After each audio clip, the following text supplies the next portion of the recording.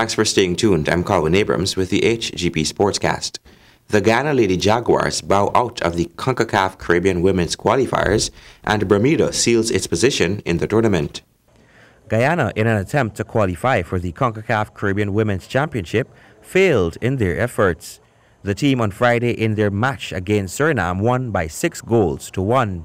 On Sunday night, the team locked horns with their final opponent, Barbados, in the Group E category. The Ghana team had proved that they had the better attack, as was evident in the first half, when the game was mostly played in the face of the Barbados goalkeeper, who had to be on alert as the Guyanese squad were out for blood, but they were not able to score as the Bajan keeper, Rahia Holder, kept close watch. After the halftime, Ghana came back even stronger to continue their attempt for a win. Team coach Dr. Ivan Joseph made some alterations to the formation on the field, but this proved futile.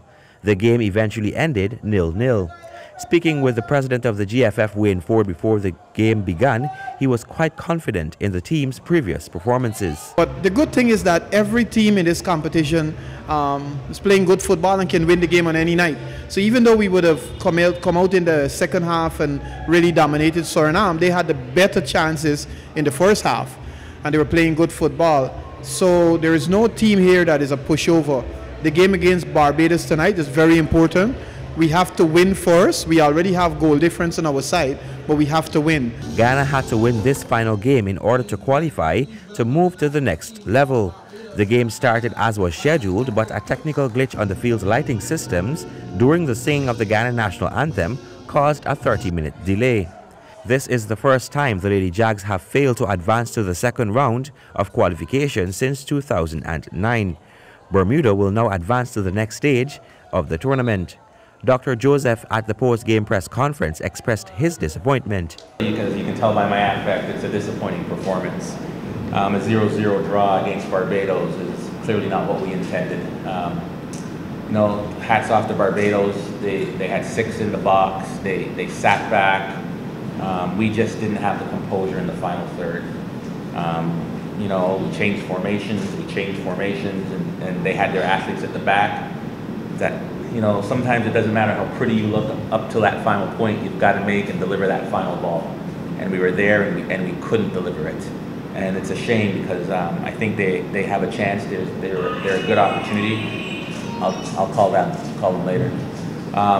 And I think that although we deserved better, we didn't take the chances and we didn't execute them.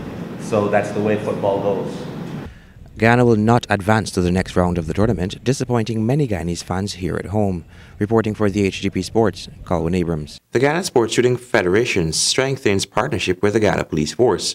Directors of the Ghana Sports Shooting Federation, led by President Ryan McKinnon, held a successful meeting with senior officers of the Ghana Police Force at the police headquarters, Ipleri. They appraised Assistant Commissioner of Operations, Mr. Clifton Hicken, Senior Superintendent Thomas, Senior Superintendent Mr. Watts, and the OCTSU Mr. Withright of their plans for the future and gave an update of the progress of the GSSF and its program thus far. Areas of mutual interest were discussed, including the increase in collaboration between the Ghana Police Force and the GSSF and the Foundation's supporting role in assistance with steel challenge shooting as a sport on the GPF sports calendar. We turn our attention to cricket news. The West Indies cricket team is set to play Bangladesh in Florida. West Indies will host Bangladesh for 3 T20 internationals in August, with the second and third games being played at the Central Broward Regional Park in Lauderhill, Florida. St. Kitts is likely to be the venue for the second game. Cricket West Indies had reserved the dates to hold a set of matches, initially believed to be against Pakistan, as reciprocal arrangements following West Indies' agreement to play 3 T20s at Karachi in April. But Bangladesh is already due to tour the West Indies in July, a tour pushed back from March due to it clashing with the World Cup qualifier that West Indies took part in. According to the stadium officials in Lauderhill, August 4 and 5 were reserved by Cricket West Indies to stage the T20s prior to the start of the CPL 2018, which will run from August 8 to September 16. This will be the third time West Indies will host a team in Florida. For the HGP Sports, Colin Abrams. Chennai Super Kings marched their way to a third IPL crown on Sunday after crushing Sunrisers Hyderabad with 8 wickets and 9 balls to spare. Stanford Howard reports. There's a fielder there. He won't get there. That's going to be 4 runs. High, very high indeed, and long enough from Watson.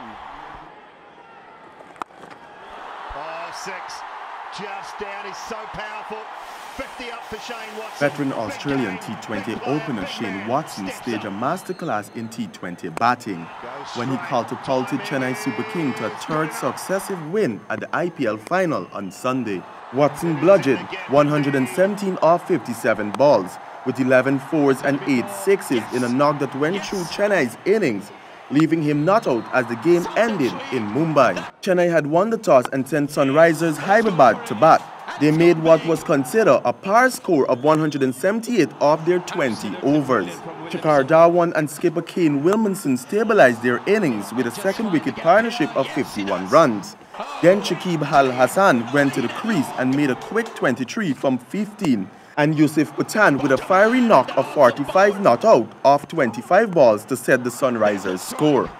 Chennai Super King in their bid for another IPL title started a little wobbly, losing Fad du Plessis in the 4th over. But it was the 57 balls faced by hero of the day Shane Watson that sealed the deal for Chennai. Watson was overwhelmingly the man of the match, while Windies Sunil Narain was player of the series. For the HGP Sport, I am Stanford Howard.